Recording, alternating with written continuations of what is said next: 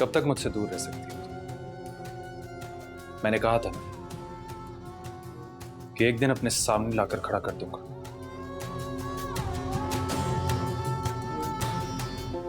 वैसे बहुत तंग किया तुमने मुझे, कहां कहां नहीं ढूंढा मैंने। देखो, आज मैं और तुम एक साथ हैं इस घर में, एक ही छत के नीचे। भूल जाओ सब, मैं भी भूल जाता हूं,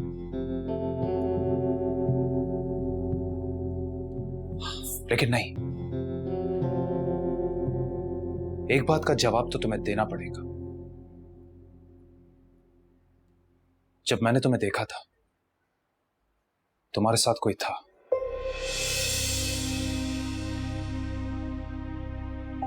कौन था? जवाब दो, कौन था? आशी, अगर तुम्हारा उसके साथ कोई चक्कर चल रहा है ना, तो कोई फायदा नहीं है। तुम बीवी हो मेरी और हमेशा रहोगी। तलाक तो मैं तुम्हें सारी जिंदगी नहीं दूंगा।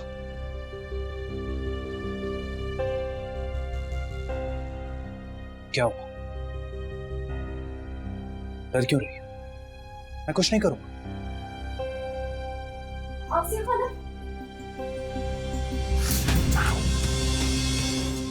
आसिफ!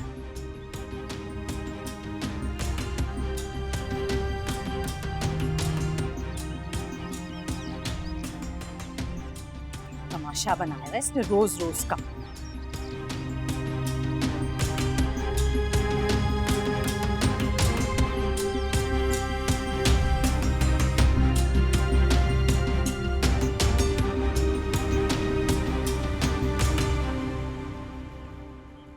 पिछला दरवाज़ा खुला है, शायद वो वहाँ से भाग गया है। वो आशी बेटा, तुम्हें पहले बताना चाहिए था अगर वो तुम्हें तंग कराता तो।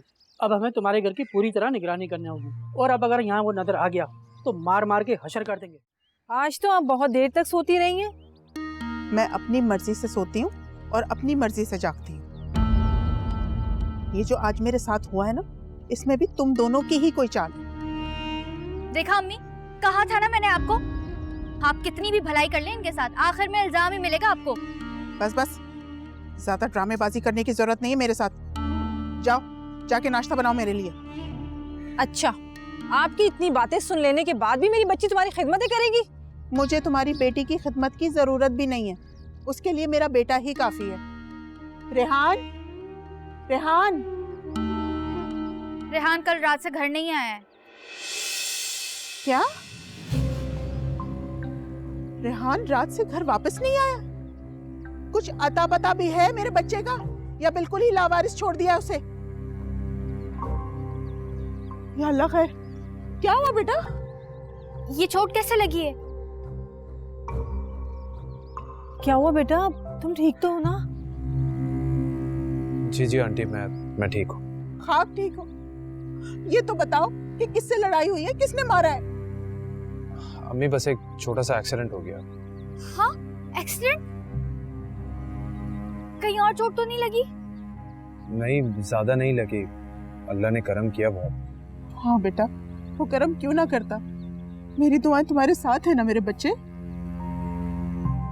लेकिन बेटा एक्सीडेंट हुआ कैसे? वो मेरी गाड़ी के आगे बाइक वाला आ गया, उसको बचाने के चक्कर में मुझे भी लग गई। तौबा तौबा, आजकल के बाइक वाले ऐसे बाइक चलाते हैं जैसे मौत के कुएं में चला रहे हो। ये चोट इतनी गहरी तो नहीं लग रही है? फिर सारी रात कहाँ थे?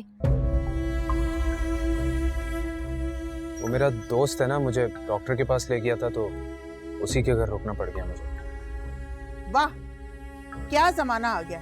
शौहर तकलीफ में है और बीवी पूछ रही है कि ज्यादा चोटें क्यों नहीं आई। फिर से शुरू कर दिया आपने गलत बात। खुदा के लिए अब आप दोनों दोबारा शुरू मत हो जाए। मैं कल रात से नहीं सोया, कुछ देर आराम करना चाहता हूँ। बेटा तुम जाके आराम करो, मैं तुम्हारे लिए दूध लेकर आती हूँ हल्दी वाला। हाँ बेटा, जाओ, जाके आराम करो बच्चे।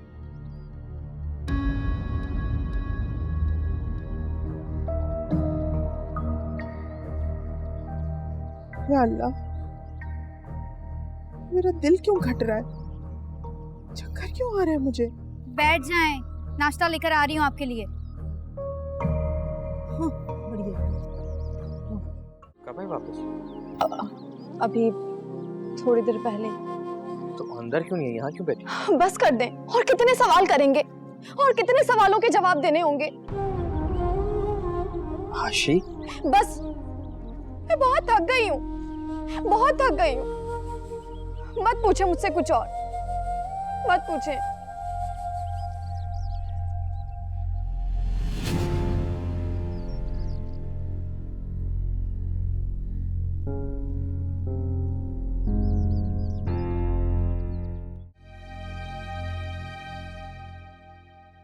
लगता है मामला कुछ ज्यादा ही सीरियस है। क्या क्या बोल रही हो? यही तो मैं पूछ रही हूँ, आखिर हुआ क्या है? क्या? ये चोट किसी एक्सीडेंट से नहीं लगी है। क्या ना क्या चाह रही हो तुम? क्या झूठ बोल रहा हूँ मैं? जी हाँ, और सच्चाई ये है कि आप आज आशी से मिलने गए थे। क्या शक कर रही हो तुम मुझ पर? मैं आशी से मिलने क्यों जाऊंगा? मैंने तो उसे काफी अरसे से देखा भी नहीं। आप ना अपनी माँ को बेवकूफ बना सकते हैं, मुझे नहीं। देखो आलिया, तुम दोबारा से लड़ने वाली बातें कर रही हो, मुझे गुस्सा आ जाएगा, बता रहा हूं मैं तुम्हें। क्या मतलब है? आपको गुस्सा आ सकता है, मुझे गुस्सा नहीं आ सकता?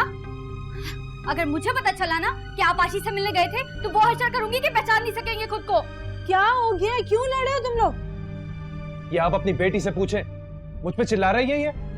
आवाज तो तुम्हारी भी आ रही है। आलिया, चलो बाहर, आराम करने दो इसको। चलो।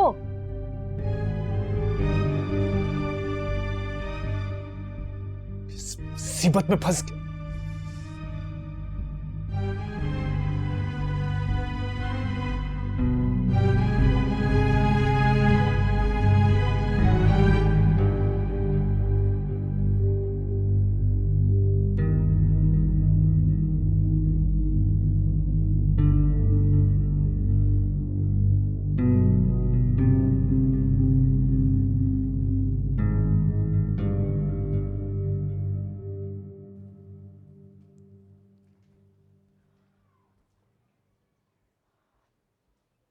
नानो, आपने मुझे बुलाया?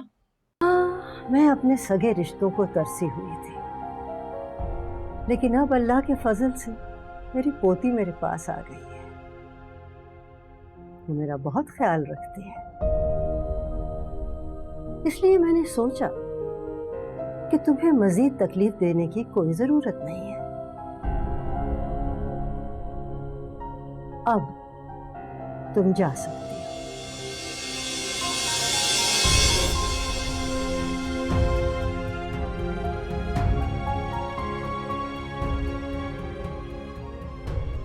ये पैसे रख लो, काम आएंगे तुम्हारे।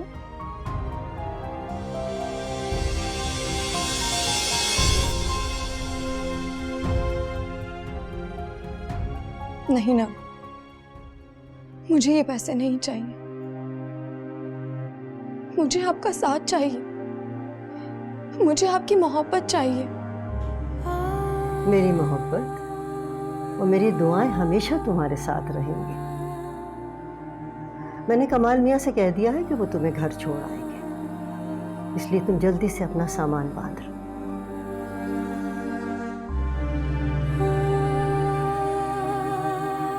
ये पैसे रख लो, काम आएंगे तुम्हारे।